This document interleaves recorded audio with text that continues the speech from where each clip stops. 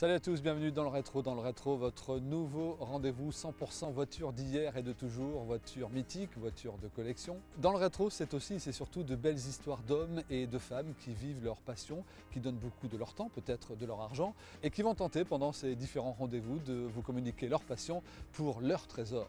Dans le rétro, saison 1, épisode 1, un épisode plutôt particulier, puisqu'on va s'intéresser aujourd'hui à deux véhicules de rallye de légende. La première sent bon le terroir français, la mythique Alpine A110 berlinette.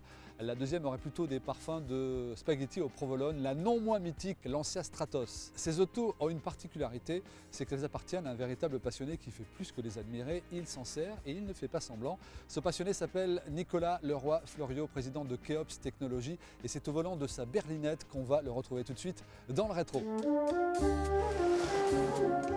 Bonjour Nicolas Leroy-Fleuriot. Bonjour Patrick Legac. Comment allez-vous? Écoutez bien. On est très heureux de vous accueillir dans le rétro. Vous allez nous présenter cette petite bombinette, comme on l'appelait à l'époque, la berlinette. Avant de nous en parler, avant d'en savoir un peu plus, on allait faire un petit tour. Je pense que le mieux c'est encore ça, non? Oh, je crois que l'essayer c'est l'adopter. Voilà, alors on y va.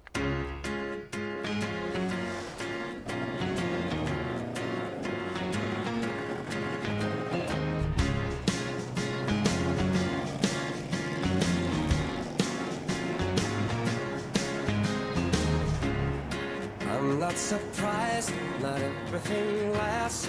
I've broken my heart so many times I stopped keeping track. Talk myself in, I talk myself. Posséder une berlinette, c'était quoi? Un rêve de gosse?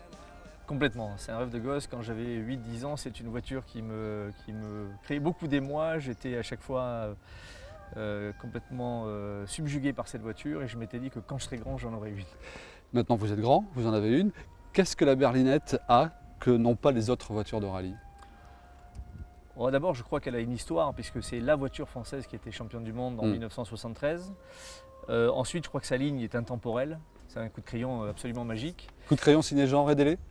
Coup de crayon signé Jean Rédélé, puisque effectivement c'est le fondateur de la marque Alpine dans les années 60. Ouais. Donc à la base, un modeste moteur de R8. Oui, pour les versions 1300. Après un moteur, très vite un moteur de Renault 16 en 1600. Celle-ci étant en fait une évolution, je vais en parler un peu plus tard, mais c'est une 1600S à la base qui S vient comme de... sport ou, Alors S comme sport, oui, Ouais. c'était la version sport. Ensuite il y a eu la C avec un moteur de Renault 12 Gordini. Et puis ça s'est terminé avec un moteur moins passionnant qui est celui de la Renault 16 TX dans la version 1600 SX, mais Ouais, qui était un peu moins passionnant.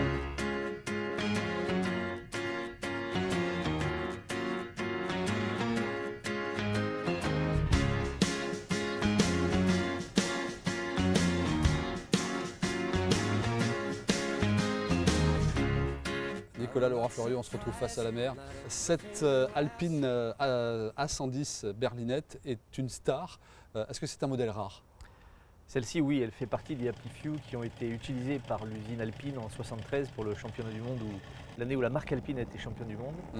Et donc il y en a à peu près 5-6 qui circulent encore et qui font partie de cette fameuse épopée où Alpine a remporté la victoire de haute lutte face à la concurrence. Et donc ça, c'est une 1800 groupe 4 usines, puisqu'elle a été immatriculée par l'usine en 73. Et ça en fait effectivement une perle rare. Quelques conseils peut-être pour les téléspectateurs qui nous regardent. Comment on déniche la perle rare? Est-ce qu'on fait toutes les ventes aux enchères qui existent, possibles, imaginables? C'est un travail de longue haleine en Ouais. fait. Je crois qu'aujourd'hui, si je devais donner un conseil, c'est faire travailler le réseau. C'est-à-dire qu'il faut arriver à pénétrer ce réseau des amateurs et passionnés d'Alpine et puis être à l'affût de la perle rare qui sera à un moment ou un autre à vendre. Il y en a peu, celle-ci, les groupes 4 usines appartiennent à des vrais passionnés comme je le disais, qui en général ont d'autres voitures et il y en a très très peu à la vente et c'est assez rare et difficile à trouver, mais il faut persévérer. Moi j'ai attendu, pour trouver une 1800 groupe 4 usines, j'ai attendu pas loin de 8 ans. Oui, la meilleure des qualités, c'est d'être patient. Ah oui, clairement, et si on n'est pas patient, il faut faire autre chose. C'est un crève-cœur de se séparer d'une voiture comme celle-là? Oui, clairement. Je crois que les amateurs que nous sommes, à chaque fois qu'on vend une voiture, pour X raisons, parce qu'on va en acheter une autre, parce qu'on a besoin de vendre ou d'alléger le parc, oui, c'est toujours difficile de vendre. C'est difficile d'acheter, mais difficile de se séparer d'une voiture qu'on a aimée. Donc celle-là, je n'imagine pas m'en séparer même à mes vieux jours. Voilà, il y a une valeur sentimentale qui est très forte. Nicolas Leroy-Floriot, la voiture de collection, on en parle de plus en plus parce que c'est un phénomène de mode quelque part, parce que c'est un véritable outil d'investissement aussi. Oui, bien que j'aime pas ça, en fait, il y a effectivement des spéculateurs, comme on les appelle, qui viennent un peu polluer le marché. Il y a le fait que ce type d'objet soit non imposable à l'ISF en France. C'est très regrettable parce que ça vient polluer le marché.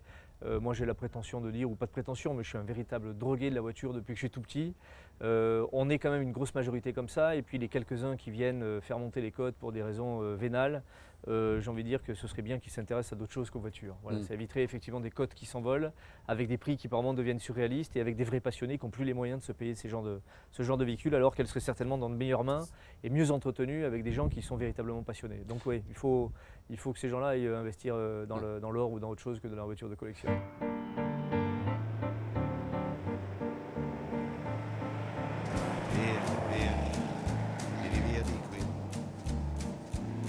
C'est un moteur qui donne de vraies sensations. Quand je dis on vit avec la voiture, c'est pas une phrase.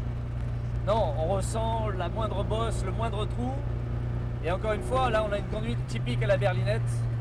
Je crois que je le disais tout à l'heure, c'est une voiture qui n'aime pas les lignes droites quand on lève le pied. En ligne droite, il faut garder le pied accéléré, et par contre en virage, c'est une voiture qui rentre dans les virages comme si elle rentrait sur des rails. On cherche la clim, hein. Ah oui, il n'y a pas de clim. Là par contre, il faut supporter la chaleur.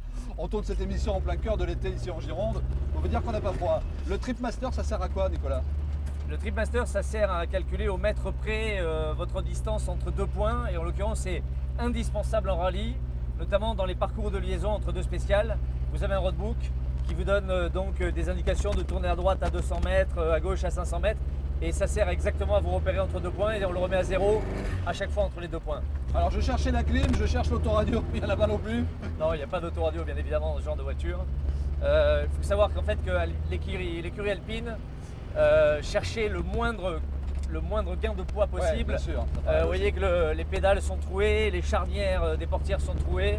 Ouais. Voilà, c'est une voiture qui délivre dans sa version 1860, donc qui est le moteur installé dans cette voiture, un 1860 Ferry. Ouais. C'est une voiture qui délivre 180-185 chevaux à peu près pour seulement 650 kg. Ouais, ce qui est énorme quand même. On a un rapport poids-puissance assez exceptionnel. Quelques chiffres sur les fameux rallyes qu'elle a concouru. Elle a tout gagné ou presque? Oui, Alpine a été champion du monde en 73 et a gagné de nombreux rallyes dans les années précédentes et les années suivantes, parce que cette voiture après a été détrônée par la Lancia Stratos à partir de 74 en rallye. Pour autant, ça ne l'a pas empêché de continuer à gagner régulièrement des rallyes et également aux mains de pilotes privés au-delà de ce que l'usine Alpine a pu faire. Qu'est-ce qui a fait qu'un jour quelqu'un a dit stop, on arrête tout?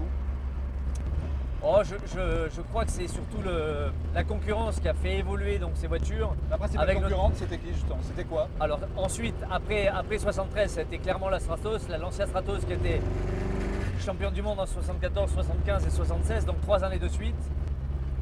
Dans les voitures de série, en tout cas au niveau des Alpines berlinettes, la concurrente directe, c'était quand même la Porsche 911 à l'époque.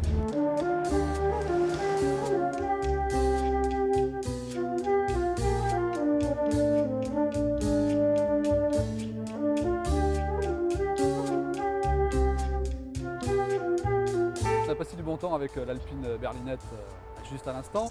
On va passer à quelque chose de sérieux, quelque chose de lourd. Quel est donc ce monstre étrange venu d'ailleurs? C'est une Lancia Stratos de 1974. Cette voiture est assez extraordinaire parce qu'en fait, on ne peut pas dire qu'elle soit franchement belle. Mais c'est une voiture qui dégage, ça c'est clair. Qui dégage un charisme, voilà, un charisme naturel. Elle ressemble à pas grand chose d'autre. C'est une voiture assez carrée, en fait, un châssis assez carré. Mais enfin, il faut quand même savoir que c'est une voiture qui a été championne du monde en 74, 75 et 76. C'est la voiture qui a détrôné la fameuse berlinette. La genèse de cette voiture, dessinée par Bertone, c'est ça? Oui, absolument. Dessinée par Bertone, construite par Lancia uniquement pour la course. Lancia avait décidé qu'il fallait détrôner Alpine. Et il n'y avait pas de voiture à l'époque qui correspondait en matière de voiture de production qui correspondait aux caractéristiques qu'il fallait avoir. Et ils ont designé et conçu une voiture exprès pour gagner. Le pari était réussi puisque 3 fois champion du monde. Alors ce Tour Auto Optique 2000 il y a quelques mois, pourquoi C'était quoi? C'était se lancer un défi avant toute chose? Un défi humain? Oui, d'abord je crois que le Tour Auto c'était mon premier en 202014, ça fait des années que je voulais le faire, j'avais pas le temps à cause de premier d'une longue liste, mon j'espère. travail. Oui, j'espère que la vie me laissera un peu de temps pour rattraper le retard pris. Mais d'abord c'est une aventure sportive et humaine extraordinaire. On rencontre que des passionnés. L'organisation de Patrick Pitter, enfin de Pitter Auto, sa structure est exceptionnelle. Et on traverse la France, hein, un coup par la partie est, un coup par le côté ouest. C'est des routes merveilleuses, c'est des spéciales, fermées, c'est des circuits mythiques. On a fini cette année à Marseille avec une épreuve sur le Ricard. Voilà, on rencontre encore une fois des hyper spécialistes, des hyper passionnés, une solidarité hors norme avec des milliers de spectateurs au bord de la route. On a l'impression, on se retrouve comme si on était Jean-Claude Andruet, Bernard Darniche, Jean-Pierre Nicolas ou Jean Ragnotti par exemple. Donc, une aventure extraordinaire. On est ici, Nicolas Laura Florio, sur le parking de Keops Technologies, une entreprise de stockage de données, le cloud comme l'on dit. Comment quelqu'un qui est résolument tourné vers l'avenir s'intéresse autant aux voitures du passé? Parce que je crois que le métier extrêmement technologique que nous opérons comme opérateur de cloud, qui est un métier du présent et du futur, pourrait nous faire oublier les valeurs du passé et peut-être le fait qu'il faut rester terrien. Hein. On est dans le cloud, on est dans les nuages, on est dans le futur, on est dans les technologies. Moi, mon job, c'est de savoir aujourd'hui ce qui se vendra demain. Mais je crois que finalement, c'est un moyen, la voiture de collection, de garder un peu son âme d'enfant et puis une certaine vision du passé, une certaine nostalgie du passé que mon métier ne me permet peut-être plus d'avoir. Et si vous voulez en savoir encore plus sur ces deux bijoux de collection que sont l'Alpine Berlinette et la Lancia Stratos, vous pourrez vous régaler avec ces deux ouvrages qui leur sont consacrés. Pour la petite française, Alpine Berlinette, l'école de la glisse, paru aux éditions ETA. Et pour la voisine transalpine, Lancia Stratos, 30 Years Later, paru chez Giorgio Nada Editor. Mille merci Nicolas Laura Florio d'avoir été notre premier guest dans le rétro. Merci à vos deux jouets, vos deux bolides, vos deux trésors, l'Alpine Berlinette et surtout la Lancia Stratos. Merci à Eric Bouget qui réalise cette émission avec beaucoup de talent. On se retrouve très prochainement, très vite dans le rétro, épisode 2, saison 1. À très vite.